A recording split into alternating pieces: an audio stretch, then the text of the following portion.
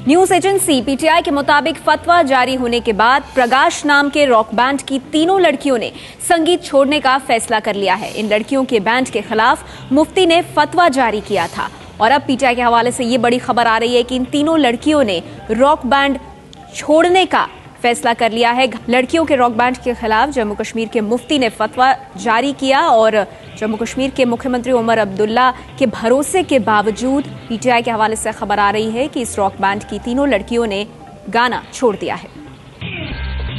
BJP के अध्यक्ष राजनाथ सिंह ने पार्टी कार्यकर्ताओं और नेताओं को दिए अपने संदेश में कहा है कि वो पीएम पद के बारे में बयानबाजी न करें।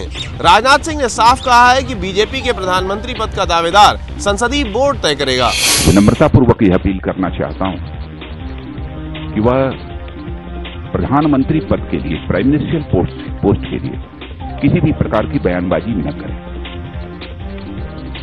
क्योंकि मैं पहले कह चुका हूं कि भारतीय जनता पार्टी की परंपरा है कि चीफ मिनिस्ट्रियल कैंडिडेट और मिनिस्ट्रियल कैंडिडेट के लिए यदि कोई डिसीजन होता है, प्रोजेक्ट करना, किसको करना, नहीं करना, क्या करना, यह सब सेंट्रल पार्लियामेंट्री बोर्ड करती है। और यह जो आज अपील मैं कर रहा हूं, इसके बाद इस मुद्दे पर दोबारा मैं अपील नहीं करूंगा। यह भी मैं विनम्रता पूर्वक सभी अपने कार्यकर्ताओं और नेताओं से निवेदन करना चाहूंगा। बीजेपी के कई नेता पिछले कई दिनों से पीएम पद को लेकर अपनी पसंद जाहिर कर चुके हैं। इनमें से कई नेताओं की राय एक दूसरे से अलग थी। बीजेपी में प्रधानमंत्री पद को लेकर चल रही बहस पर कांग्रेस पार्टी ने बीजेपी पर निशाना साधा है। कांग्रेस नेता अभिषेक मनु सिंघवी ने कहा है कि बीजेपी में सभी नेता प्रधानमंत्री बनने को लेकर आपस में ही लड़ रहे हैं। बीजेपी के आपसी प्रतिद्वंद और अंतर्द्वंद के ऊपर हमें टिप्पणी करना आवश्यक नहीं है। जिस पार्टी में अनुशासन न हो और जिस पार्टी में 1 नहीं, 2 नहीं, 3 नहीं, 4 नहीं, 5 नहीं, 6 नहीं लोग हों जो सिर्फ एक प्रधानमंत्री की पोस्ट के लिए लोलुपता से पीछे पड़े हों, तो उस पार्टी का आप हश्र समझ सकते हैं।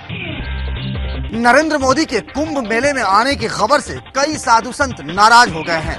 धर्मगुरु स्वामी अधोचानंद ने कहा है कि कुंभ मेला किसी को पीएम बनाने के लिए नहीं है और नरेंद्र मोदी को पहले गुजरात दंगों के लिए माफी मांगनी चाहिए। यहाँ साधु संत पूजा पाठ के लिए, यज्ञ अनुष्ठान के लिए आए हैं, प्रधानमंत्री बनाने और गिराने के लिए नहीं आए। और उनके शिविर में जो साधु संत हैं वो असल में भेषधारी साधु संत हैं, वो सब उनके कार्यकर्ता हैं, उन्हीं के नाम रख लिए गए हैं। उनका त्याग वैराग से कुछ लेन देन नहीं है और मुझे नहीं लगता कि देश के लोग अब गुमराह होने वाले उनकी इस हरकत से।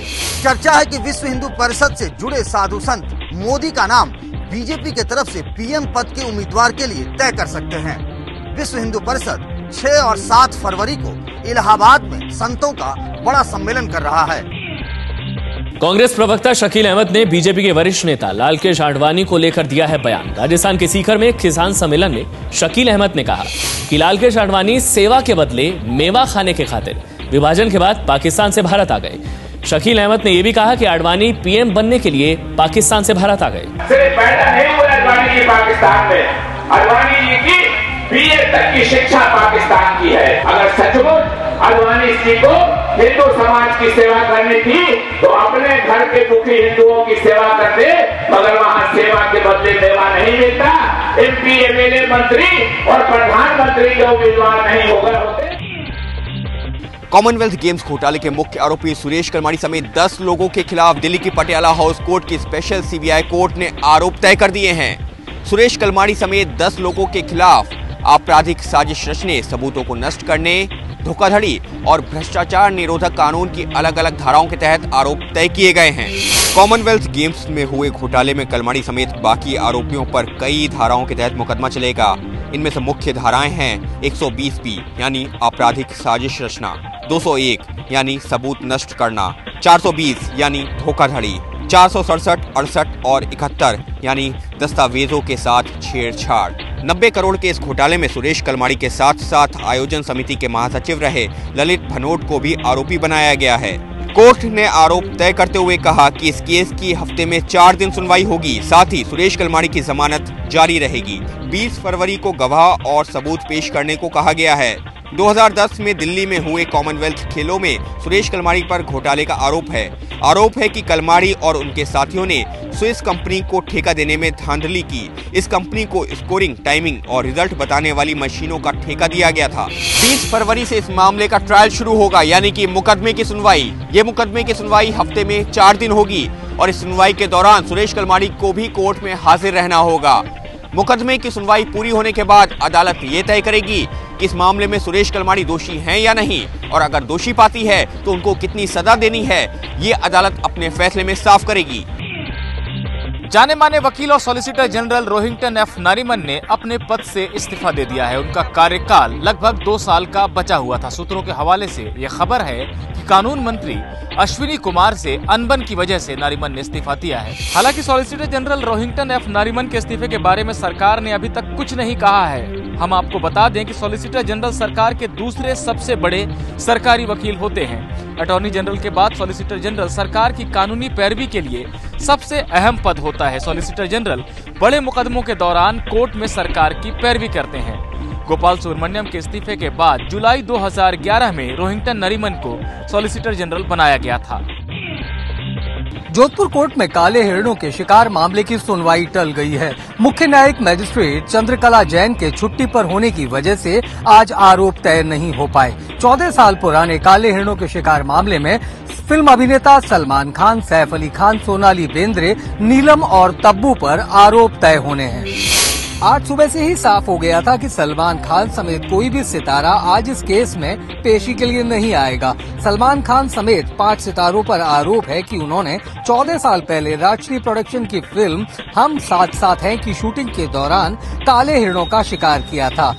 इस केस में सलमान के खिलाफ वन्य जीव संरक्षण अधिनियम की धारा 51 और सैफ अली खान, सोनाली बेंद्रे, तब्बू और नीलम के खिलाफ वन्य जीव संरक्षण अधिनियम की धारा 51 और 52 लगाई गई है।